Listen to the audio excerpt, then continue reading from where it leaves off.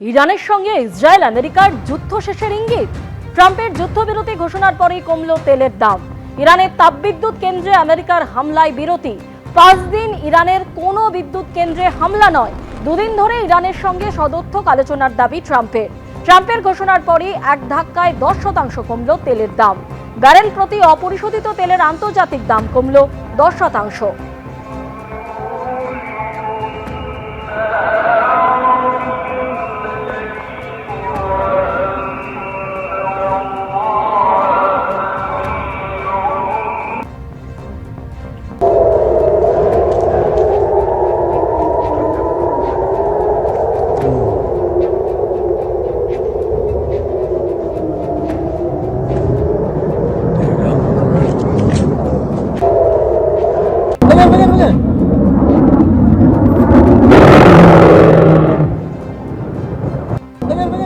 একদিকে যখন Donald Trump এই দাবি করছেন, অন্যদিকে ইরানের তরফে বলা হচ্ছে যে ডোনাল্ড ট্রাম্পের সঙ্গে কোনো আলোচনা হয়নি।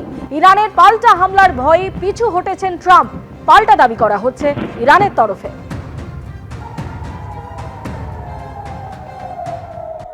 চিংড়িঘাটার মেট্রোর কাজ নিয়ে আপনারা জানেন দীর্ঘদিন ধরে টানাপোড়েন চলছে। আজকে সর্বোচ্চ আদালত কি বলল জানাবো আপনাদের। সুযোগ দিচ্ছি, হয় মামলা তুলে নিন, না হলে খারিজ করে দেব। চিংড়িঘাটা মেট্রোর কাজ নিয়ে এভাবেই রাজ্যকে সর্বোচ্চ আদালতের হুঁশিয়ারি। রাজ্যের একগুঁয়ে মনোভাবেই আটকে চিংড়িঘাটা মেট্রোর কাজ হবে হাইকোর্টের নির্দেশে। হাইকোর্টই সময় বেঁধে দেবে। রাজ্যকে তীব্র ভর্ৎসনা করে স্পষ্ট জানিয়ে দিয়েছে সুপ্রিম কোর্ট। কথা বলবো, আমাদের সঙ্গে রয়েছেন আমাদের প্রতিনিধি সৌভিক মজুমদার। সৌভিক, বিশদে জানাও আজকে সুপ্রিম কোর্টে কি হলো। দেখো, সুপ্রিম কোর্টে মূলত এই মামলা রাজ্য সরকারের তরফ থেকে করা হয়েছিল এবং কলকাতা হাইকোর্ট মেট্রো সংক্রান্ত যে নির্দেশ দিয়েছে সেটাকে চ্যালেঞ্জ করে করা হয়েছিল। এখন এই মামলার শুরুতেই সুপ্রিম কোর্ট কিন্তু রাজ্য সরকারকে তীব্র ভর্ৎসনা করেছেন এবং এই মামলা নিয়ে সুপ্রিম কোর্টের কি মনোভাব সেটা কিন্তু প্রথম লাইনেই ব্যক্ত করেছেন। অর্থাৎ সুপ্রিম কোর্টে যখন মামলা শুরু হয় সেই সময় মাননীয় বিচারপতিরা তাদের যে মনোভাব সেটা ব্যক্ত করেছেন। প্রথমত মাননীয় বিচারপতিরা বলেছেন যে এই চিংড়িঘাটা মেট্রোর কাজ আটকে রেখে রাজ্য সরকার নিজের যে একগুঁয়ে মনোভাব রয়েছে সেই একগুঁয়ে মনোভাব তারা প্রদর্শন করছেন বা সেটা ব্যক্ত করছেন। তারপরে সুপ্রিম কোর্টের মাননীয় বিচারপতিরা বলেছেন যে এই মামলার ক্ষেত্রে কলকাতা হাইকোর্টের তরফ থেকে যথেষ্ট সংযম দেখানো হয়েছিল, যথেষ্ট সময় দেওয়া হয়েছিল এবং বারবার এই মামলার ক্ষেত্রে বিভিন্ন ধরনের নির্দেশ দেওয়া হয়েছে, রাজ্য সরকারকে সময় দেওয়া হয়েছে, কিন্তু সরকার সেই সময় মোতাবেক কাজ করেনি। এই মামলার ক্ষেত্রে উচিত ছিল, অর্থাৎ কলকাতা হাইকোর্টের বা রাজ্য সরকারের কলকাতা হাইকোর্টের উচিত ছিল এ রাজ্যের যিনি মুখ্য সচিব রয়েছেন, মুখ্য সচিব এবং ডিজিপির বিরুদ্ধে পদক্ষেপ গ্রহণ করা, কিন্তু কলকাতা হাইকোর্টের তরফ থেকে সেই সংযমও দেখানো হয়েছে।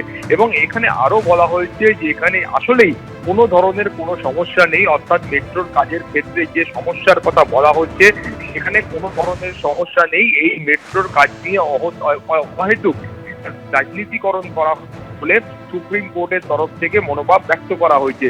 সুপ্রিম কোর্টের তরফ থেকে এটাও কিন্তু খুব স্পষ্ট করে বলা হয়েছে যে কলকাতার যে মেট্রো রেল প্রকল্পের কাজ চলছে সেই মেট্রো প্রকল্পের কাজটাকে বিলম্বিত করাই কিন্তু রাজ্য সরকারের মূল উদ্দেশ্য, বা রাজ্য সরকার চাইছে এই মেট্রো প্রকল্পের কাজটাকে বিলম্বিত করে দেওয়ার জন্য।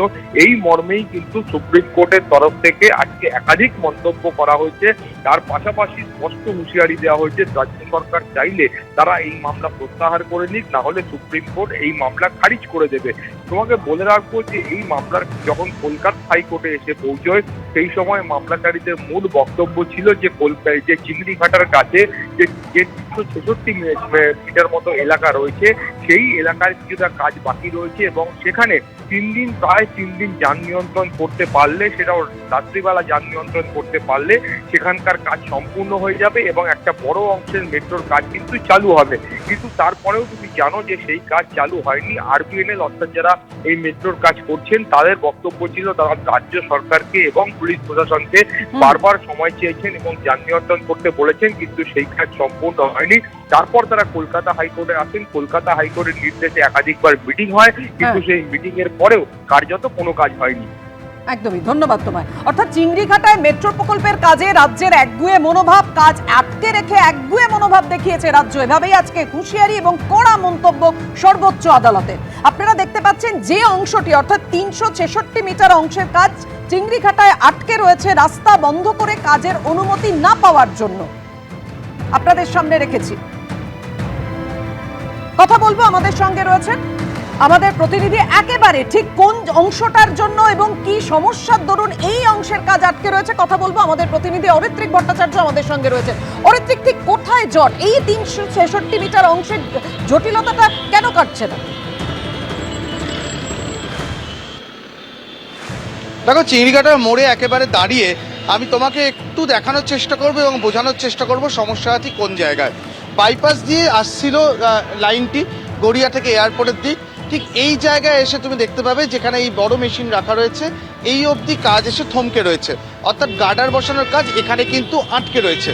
এবার আমরা তাকাবো হচ্ছে বাইপাসটার দিকে, বাইপাসের দিকে যদি এবার আমরা তাকাই, আমি আমার সহকর্মী শান্তনুকে দেখাতে বলবো এখানে শুধুমাত্র পিলার তৈরি হয়েছে কিন্তু এই গার্ডারটা নেই, এবং এই অবস্থাতেই কিন্তু পিলারগুলো আস্তে আস্তে তুমি দেখো চিংড়িঘাটা ফ্লাইওভারের ভেতর দিয়ে এই সল্টলেকের দিকে সেক্টর 5-এর দিকে ঢুকে যাচ্ছে। এবার মূল বিষয়টি হচ্ছে এই যে অংশটায় কাজ করা সম্ভব হচ্ছে না সেটার দৈর্ঘ্য হচ্ছে 366 মিটার, আর নিউ গড়িয়া থেকে এয়ারপোর্ট যে গোটা অংশটি সেটি হচ্ছে 29.87 কিলোমিটার, অর্থাৎ ধরে নেওয়া যায় প্রায় 30 কিলোমিটার। এই 366 মিটার কাজ হচ্ছে না বলেই গোটা 30 কিলোমিটার মেট্রো চালু করতে এখনো সমস্যা রয়েছে, এমনটাই কিন্তু মেট্রো কর্তৃপক্ষ জানাচ্ছেন। এবার কেন সমস্যা? এইবার চিংড়িঘাটার রাস্তাটা দেখি, যদিও এটা দুপুরবেলা এই সময় ট্রাফিক কম, কিন্তু যা দেখা যাচ্ছে যে এখনো পর্যন্ত গাড়ি ফ্লো যথেষ্ট বেশি আছে। অফিস টাইমে এই গাড়ি ফ্লো বাড়ে, বিশেষ করে যেদিকে আমাদের ক্যামেরা এই মুহূর্তে রয়েছে এটা কিন্তু সেক্টর 5-এর দিক থেকে বেরোনোর রাস্তা, এই জায়গায় একটা যানজট হয়। কিন্তু আরভিএনএল এর যেটা যুক্তি, তারা কিন্তু ট্রাফিকের যে সময় সেই সময় তারা কাজ করতে চাইছেন না। তারা বলছেন দুখানা সপ্তাহান্ত তাদের দিতে হবে, শুক্র শনি রবি, দুখানা শুক্র শনি রবি রাত্রিবেলা তারা এই কাজটা করবেন। কিন্তু বিভিন্ন সময় বিভিন্ন কারণে কলকাতা পুলিশ সেই যে ছাড়পত্র সেটা বারবার দেয়নি। অবশেষে 2025 জুলাই মাসে একটি পিআইএল হয় হাইকোর্টে, এবং তারপরে কিন্তু একাধিকবার হাইকোর্টের নির্দেশে সব পক্ষ কিন্তু আলোচনায় বসে। সম্ভাব্য দিন ধার্য হয় একবার নভেম্বরে, সেখানেও কিন্তু ছাড়পত্র দেওয়া হয়নি। তখন পুজো, কালী পুজো, এই যুক্তিগুলো কলকাতা ট্রাফিক পুলিশের তরফ থেকে দেওয়া হয়েছিল। পরবর্তী সময় দেখা যায় যে উৎসবের সময় আরও বাড়ে, বড়দিন বা ডিসেম্বরে ফেস্টিভ্যাল চলে, ওই উইকেন্ডগুলোয় বেশিরভাগ সময় দেখা গেছিলো কলকাতায় বেশ কিছু ম্যারাথন ছিল, সেটার জন্য কারণ দেখানো হয়। ভারত সাউথ আফ্রিকার একটি ম্যাচ ছিল একটি সপ্তাহান্তে, সেখানেও অতিরিক্ত সিকিউরিটির প্রয়োজন।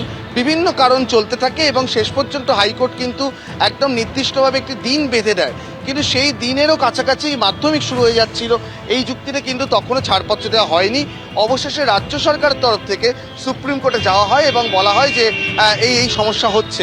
আজকে তার নির্দেশ, যেটা সৌভিক বিস্তারিতভাবে পড়ে শোনালো। তবে যেটা বলে রাখা দরকার যে এই অরেঞ্জ লাইন অর্থাৎ নিউ গড়িয়া থেকে এয়ারপোর্ট, যেটা প্রাথমিকভাবে কিছুদিন আগেও ডেডলাইন ছিল ডিসেম্বর 2026, ইতিমধ্যেই যেটা জানা যাচ্ছে যে এখন আজকে থেকেই যদি এই কাজ শুরু করতে দেওয়া হয় তাহলেও শেষ হতে 2028 শেষ হয়ে যাবে।